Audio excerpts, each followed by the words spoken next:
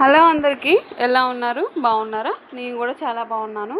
చిన్నప్పుడు నేనైతే అండి నా వస్తువు ఎవరైనా పట్టుకున్నా టచ్ చేసినా ఊరుకునేదాన్ని కాదట. మా అమ్మ ఇప్పటికీ చెప్తుంది. ఇక మా సిస్టర్స్ అయితే నువ్వంటూ ఒక ప్లేస్ సెలెక్ట్ చేసుకుంటావు, ఆ ప్లేస్లో మమ్మల్ని అస్సలు రానియవు, అట్లీస్ట్ నీ దుప్పటి కూడా మాకు ఇవ్వవు, నువ్వు ఎంత పెద్ద సైకో దానివి అని ఇప్పటికీ నన్ను అంటుంటారనమాట.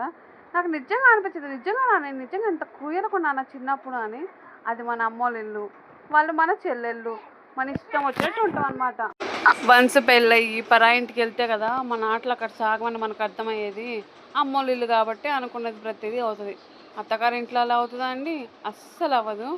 పెళ్ళైన కొత్తలో అయితే చాలా అంటే చాలా మిస్అండర్స్టాండింగ్స్ జరిగాయి అనమాట నాకు మా హస్బెండ్కి. మోస్ట్లీ మా అత్తయ్య గారే దానికి మెయిన్ పాత్ర వహించేవాళ్ళు అనమాట. ఇంకా నేను అన్నీ చెప్పలేను కానీ కొన్ని మాత్రం చెప్పగలను. పెళ్ళైన ఒక ఫ్యూ డేస్ తర్వాత నా చేతికి ఉన్న ఉంగరం పడిపోయింది.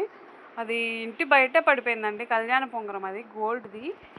మార్నింగ్ లేచి చూస్తే నా చేతికి ఉంగరం లేదనమాట. అక్కడ మా తోడికోడలు అంటే మా అత్తయ్య వాళ్ళ పెద్ద అత్తయ్య వాళ్ళ కోడలు అనమాట.